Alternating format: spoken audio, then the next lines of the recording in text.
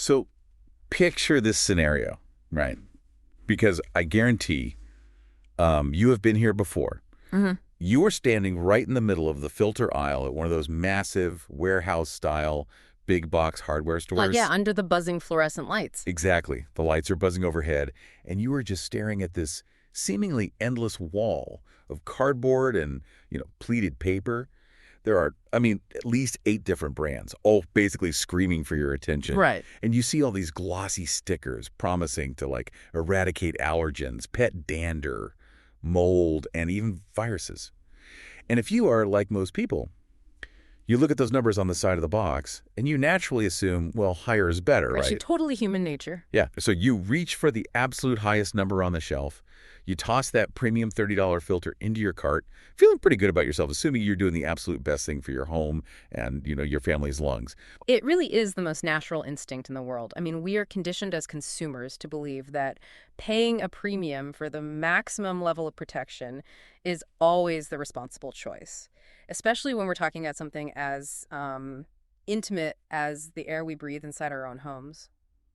But the reality, which is buried in our sources for today's deep dive, is that this exact instinct, that well-intentioned grab for the premium box, might actually be secretly destroying your home's air conditioning and heating system from the inside out. Yeah, it's a huge problem. We are taking a deep dive into the hidden physics of your home's airflow today. And we're relying on some pretty solid sources for this. We've got testing standards from HHRE, guidance from the Department of Energy, and some incredibly eye-opening field data from a veteran HVAC technician out in Oklahoma. Right. The field data from that technician, Dave Hartzell, it completely upends the conventional wisdom we're all sold in that hardware store aisle. Hartzell has been a NATE certified master technician for 45 years? Yeah, 4 or 5 years. Right. And his documentation really reveals why a cheaper, seemingly inferior filter might actually be the only thing standing between you and a catastrophic repair bill. Which is wild to think about. But, okay, before we figure out how a fancy piece of cardboard can literally break a multi-thousand-dollar piece of machinery, we should probably look at what those mysterious numbers on the box actually mean. The word MRV is printed in huge letters on every single one of them. What are we actually measuring there? So MRV is an acronym.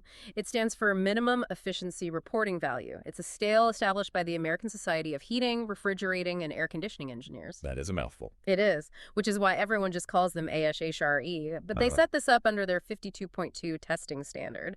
And basically, for residential home systems, this scale ranges from 1 to 16.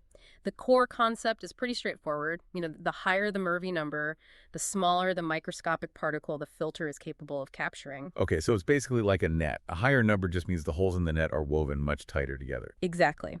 Let's look at how the scale breaks down in practice. A MERV V8 filter is kind of your baseline. It's designed to catch larger, more common household offenders, things like basic dust, lint, heavy pollen. The everyday stuff. Right. Now, if you step up to a MERV 11, the net gets tighter. Now you're catching finer dust and a broader spectrum of pet allergens. Then you jump up to MERV 13, which is honestly the rating heavily marketed to homeowners right now. Right, that's the one with the virus stickers. Exactly, because a MERV 13 filter is tight enough to catch microscopic smoke particles and even small bacteria.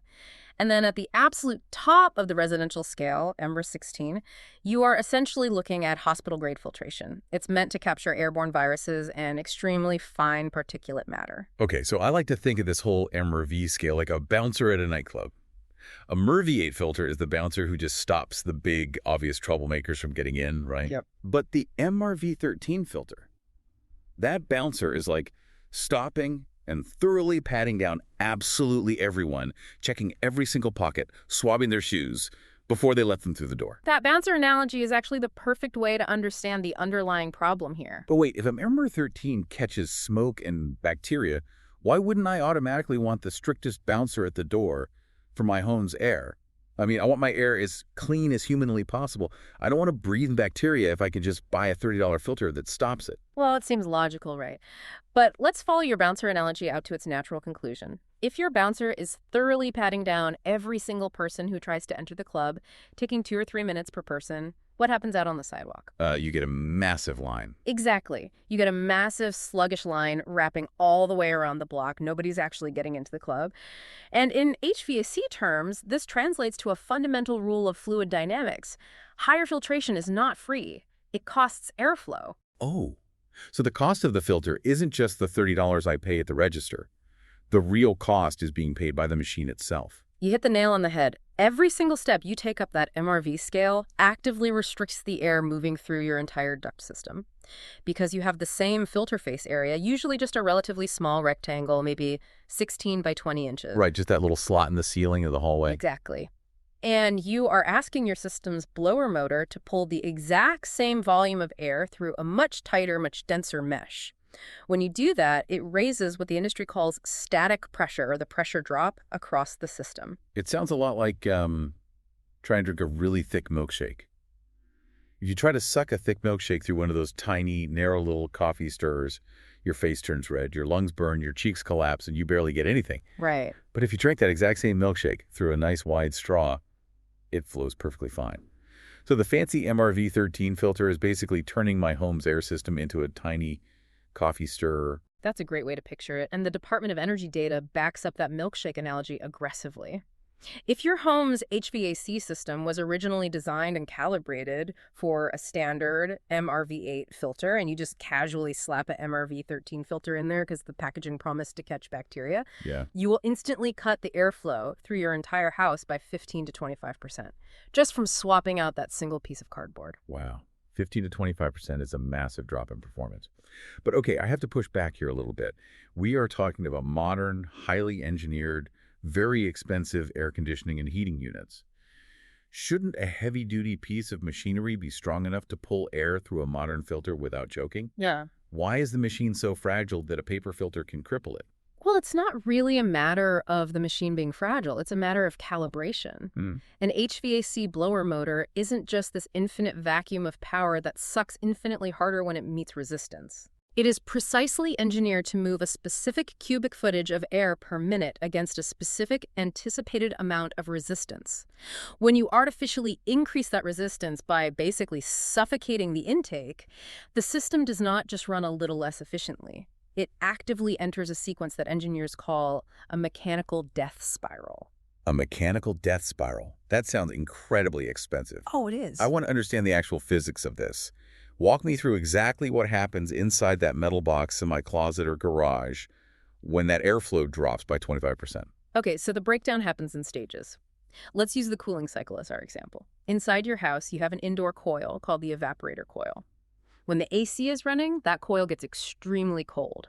Its entire job is to absorb heat from the warm air blowing across it from your house. Right, it pulls the heat out of the air. Yes, but because that tight MRV13 filter is suffocating the system, there is no longer enough warm air blowing over that coil to keep the temperature balanced. Okay, so without the warm air moving fast enough to counteract the cold refrigerant inside, the coil just keeps getting colder and colder. Right, and the air inside your house holds humidity, moisture.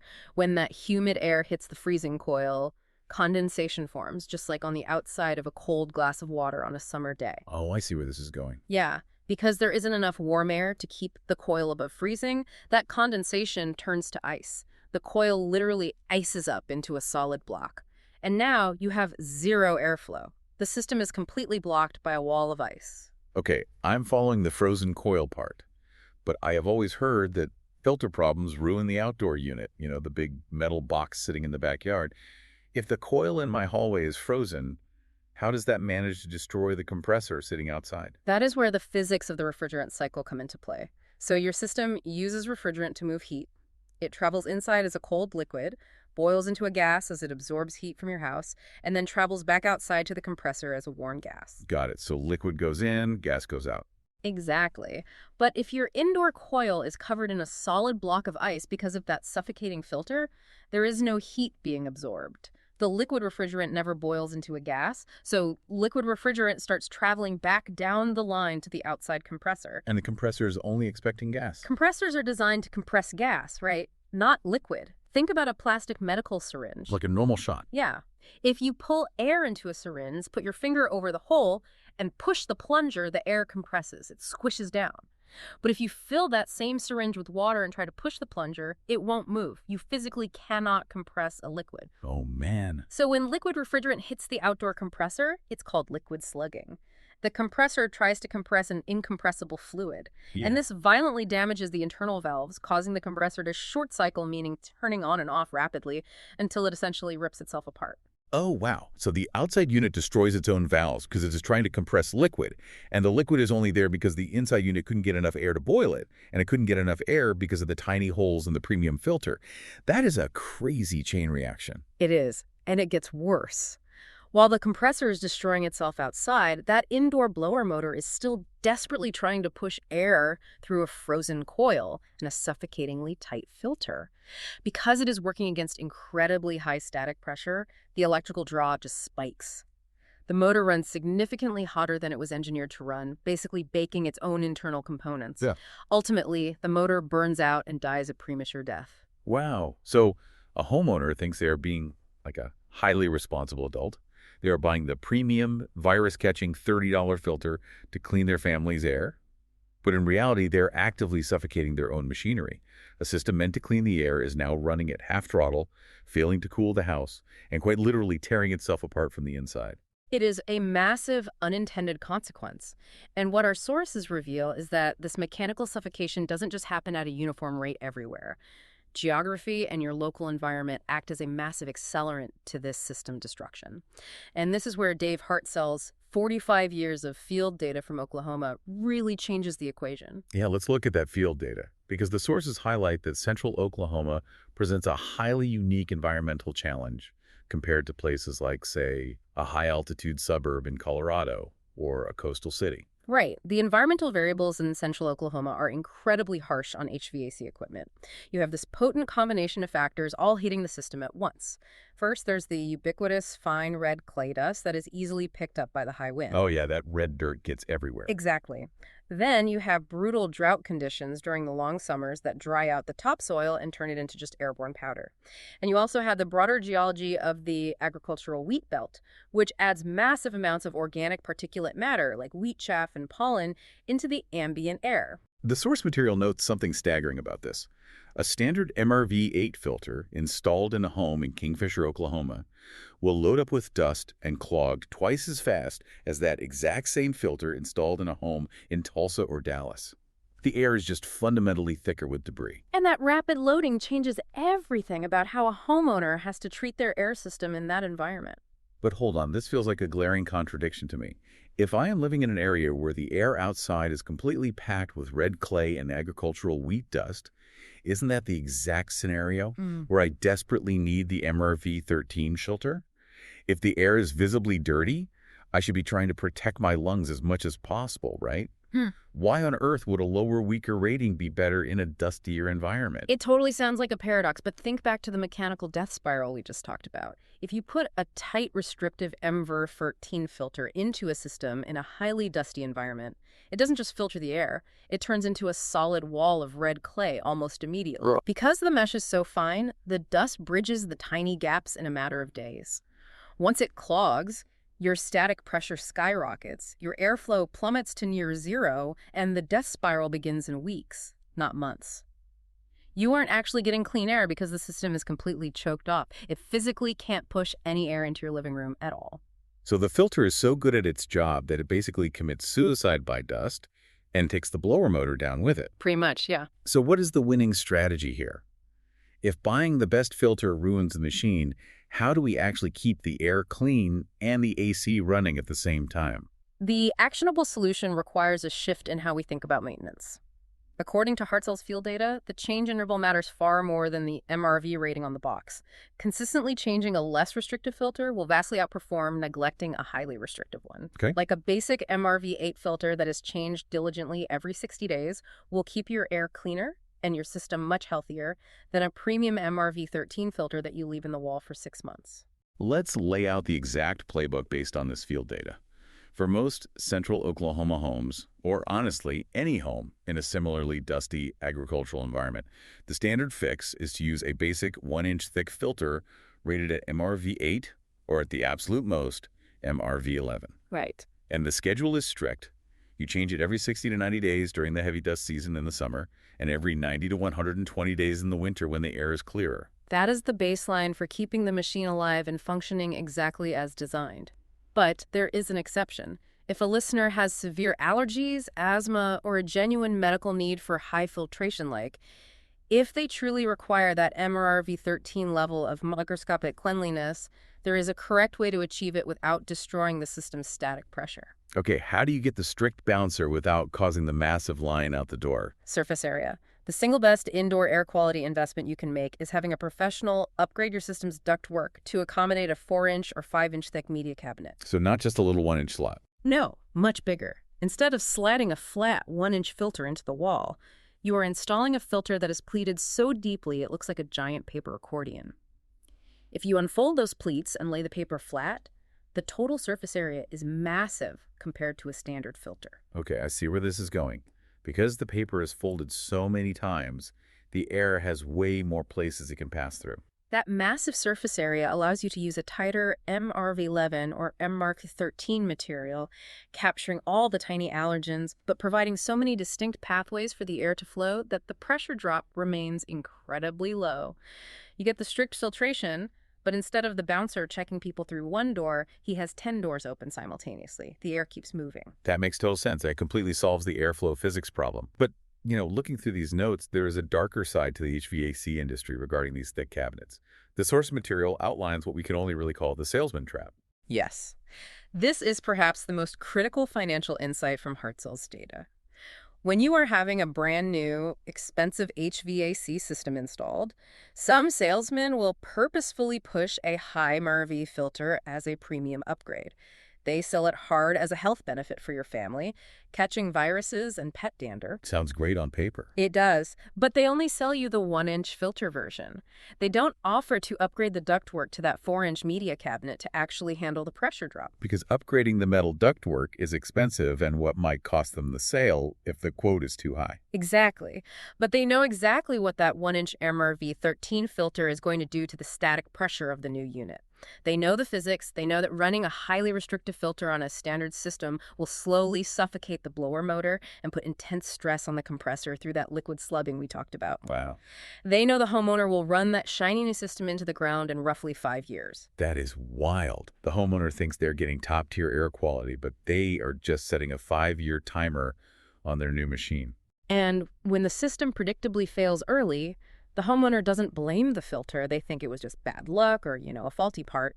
So they call the exact same company back to diagnose it, and they end up buying major replacement parts or an entirely new system. The salesman wins a commission on the initial premium filter upsell, and they win a massive commission again on the premature replacement 5 years later. So there is an active structural financial incentive for some installers to let you unknowingly break your own system. That completely changes how you have to look at home maintenance. I mean, the very person selling you the equipment might be setting it up to fail just outside the warranty window. It really highlights why understanding the physics of your own home matters more than trusting the marketing on a cardboard box. Dave Hartzell provided this specific data from his shop in Kingfisher because his entire business model is based on telling customers the truth about airflow. Which is rare. It is. He makes a point of telling customers when a cheaper, less restrictive filter is actually the right answer for their home's longevity, even if it means he sells fewer replacement motors down the line. It is incredibly rare to find someone who tells you to spend less money to get a better result. So let's recap the core takeaways from this deep dive for you, the listener. First, the right filter for your home is the one your specific system was engineered to breathe through, not the one with the most impressive stickers on the packaging. Right. Second, that filter must be changed on a strict schedule that is tailored to the exact dust environment you actually live in, like we said. If you live in the Oklahoma red clay, you check it every 60 days, no exceptions. And finally, higher numbers do not equal better air if the machine is physically incapable of moving that air. Because if the system cannot move the air through the filter is utterly useless and the machine becomes a casualty. Which honestly leaves us with a broader question to consider. Okay, what's that? We just explored how a simple, well-intentioned $30 cardboard upgrade can silently bankrupt a major home appliance in just 5 years through invisible physics. It forces you to wonder, what other modern upgrades are we enthusiastically applying to our lives, thinking we are optimizing our health or our homes, that are secretly suffocating the very systems we rely on? Man, that's a great question. It really makes you think twice about the cost of optimization. Yeah. So the next time you find yourself standing under the buzzing lights of that hardware store filter aisle staring at those virus-catching stickers, just remember, sometimes the smartest thing you can do is skip the premium box, grab the basic net, and just let your house breathe.